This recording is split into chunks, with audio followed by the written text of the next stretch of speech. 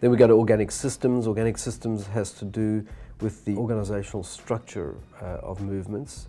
Movements that go spontaneous and exponential, they have a very decentralized form. Power and function are distributed outwards. Every agent has got the capacity to reproduce the whole.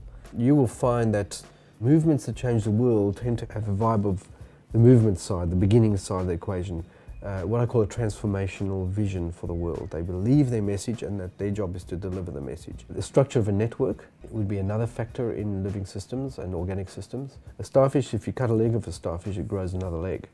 The piece that you cut off grows into a whole new starfish. Chop it into 10 pieces, you've got 10 new starfish. In other words, a starfish has a structure that any segment of it, if it was removed from the main segment, has got the capacity to reproduce the whole segment, the whole thing out of it again. And I think there's the metaphor for what movements are like. It's a metaphor that makes sense of movements that say every believer is a church planter, every church a church planting church. That is, everyone has got everything in them to get the job done. That God has designed us in a certain way, that each of us carry the potential of ecclesia. There's a movement in you and me. In potential, it needs to be developed out of me yet. But there's movement in every one of us. In multiplication movements, if something goes wrong, it's self-disciplining. That is, eventually it might affect 2 or 3 cells around it in terms of churches that it might have planted, but then sooner or later the whole body kind of clears. And your body does this all the time with cancerous cells. Interestingly, in the West, where we've got massive centralized systems, are we free from heresy? And you look around and think, oh, I don't think so. You know, with all our control systems, all our seminaries, all our kind of headquarters, all the kind of ordination ceremonies, all the stuff we seek to control, we're far more heretical.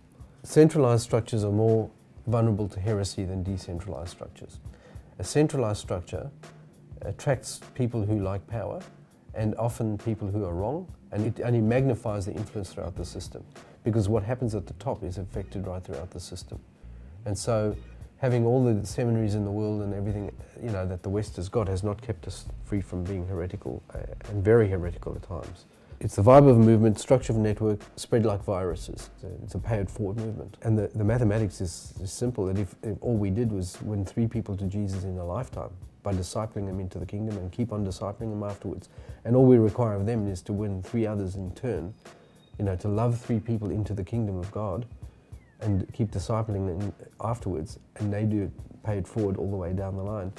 Literally in America, you know, if the base group was 40 people committing to do that, and you gave it something like 25 iterations, you would have pretty much covered the population of America and beyond. 37 years for the entire world. You begin with the end in mind, you know. We plant a movement, don't plant a church. And so multiplication must be factored right into the beginning of the equation.